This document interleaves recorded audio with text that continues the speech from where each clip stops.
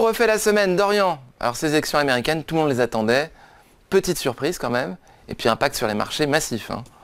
Impact massif, mais on va surtout chercher à se projeter parce qu'il se passe actuellement quelque chose d'extrêmement rare. Et ça peut être un problème.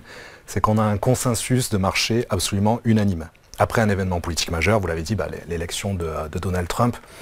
Alors, consensus à la fois sur l'économie, mais aussi sur les projections boursières, parce que tous les grands bureaux d'analyse et les banques d'investissement, notamment américaines, nous disent que sur la croissance, on va avoir un impact haussier, c'est-à-dire que la croissance américaine va rester élevée, voire continuer à progresser grâce aux baisses d'impôts promises par Trump, mais surtout grâce à la dérégulation massive de l'économie.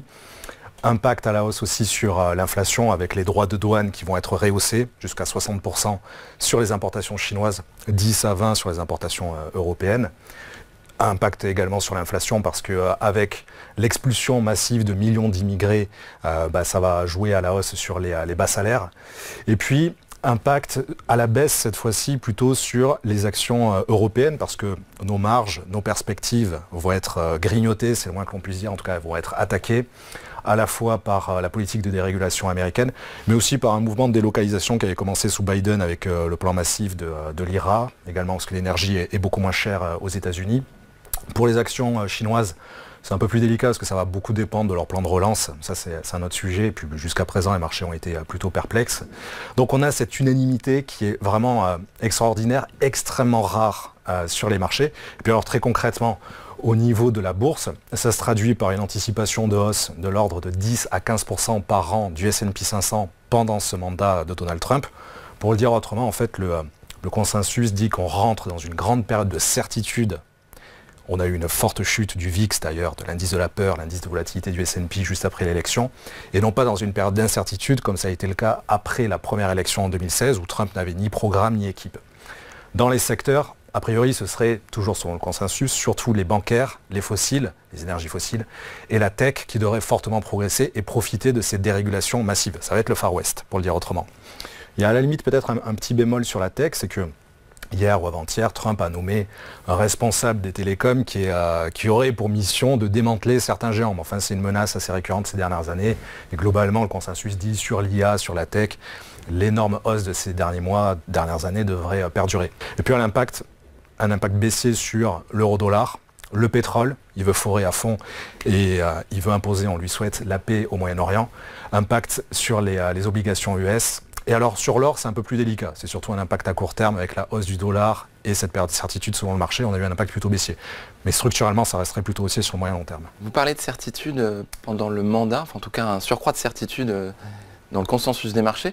C'est assez surprenant parce que c'est vrai que pendant le premier mandat de Trump, les marchés étaient quand même véhiculés ou bougeaient en fonction des déclarations du président sur les accords d'échange avec la Chine, etc. Et on savait. Il y avait beaucoup d'incertitudes liées à d'éventuels accords ou d'éventuelles restrictions d'échange. Et là, finalement, on se dit que ça ne va pas être la même chose. Cette fois-ci, il y a un programme. Il y a une équipe et effectivement, de 2016 à 2020, on était surtout suspendu à son compte Twitter. C'est un homme qui fait des deals, qui fait des accords. Marc Fiorentino, d'ailleurs, en parlait beaucoup dans ses récentes newsletters, à la fois de cette certitude qui pose problème parce que le consensus, historiquement, a toujours tort. Je ne dis pas qu'il va avoir tort sur chacun de ces points-là, mais c'est un vrai problème que toutes les banques d'investissement et tous les bureaux d'analyse nous disent exactement la même chose. Donc plus que jamais, nous, on martèle le même message de prudence, c'est-à-dire que dans nos allocations sur la gestion pilotée au lendemain de l'élection, on n'a touché à rien, parce que ça fait plusieurs mois qu'on est dans le profil équilibré, bon père de famille, plutôt chargé en obligations qu'en actions, même si on est surpondéré sur les américaines par rapport aux européennes. Donc il vaut mieux être prudent quand tout le monde dit exactement la même chose. Oui, ça veut pas dire, si tout le monde pense la même chose, ça ne veut pas dire que tout le monde a raison non plus, hein, ouais. On est d'accord. D'autant que les conséquences de sa politique vont prendre du temps. Même s'il va faire passer des lois et des décrets dès les premiers jours, les baisses d'impôts et les dérégulations ne se feront ressentir qu'au bout de plusieurs mois, voire plusieurs années. Donc comme toujours, le marché anticipe un peu loin et de manière très optimiste. Mais il y a plein de choses qui seront hors de son contrôle et puis il y a des choses assez contradictoires. Si vous avez une hausse de l'inflation et des taux longs comme c'est attendu, ça devrait plutôt peser sur la croissance. Donc prudence et attention quand tout le monde dit la même chose.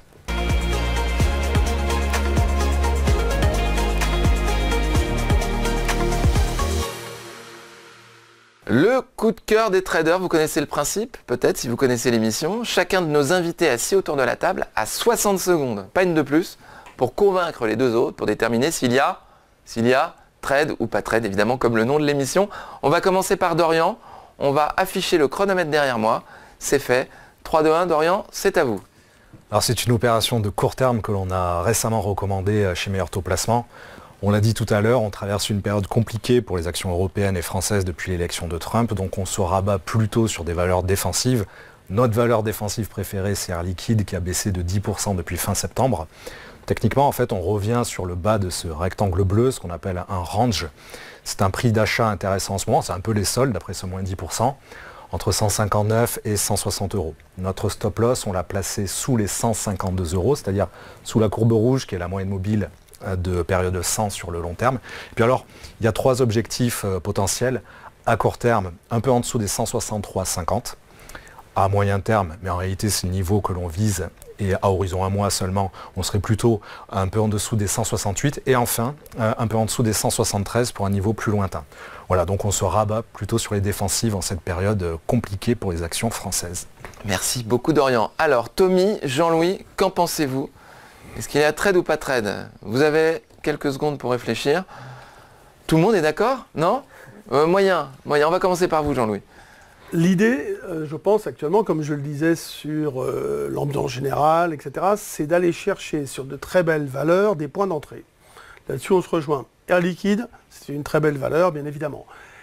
Alors, maintenant, je trouve que le scénario, la stratégie est très agressive, trop agressive. Pourquoi vous rentreriez plus bas? Non, c'est le stop qui me gêne. Le stop est vraiment très près. Moi, je pense que jusqu'à 150, j'achète les yeux fermés, entre guillemets, et je mettrai mon stop, je ne sais pas où, mais en dessous, au moins en dessous de 150.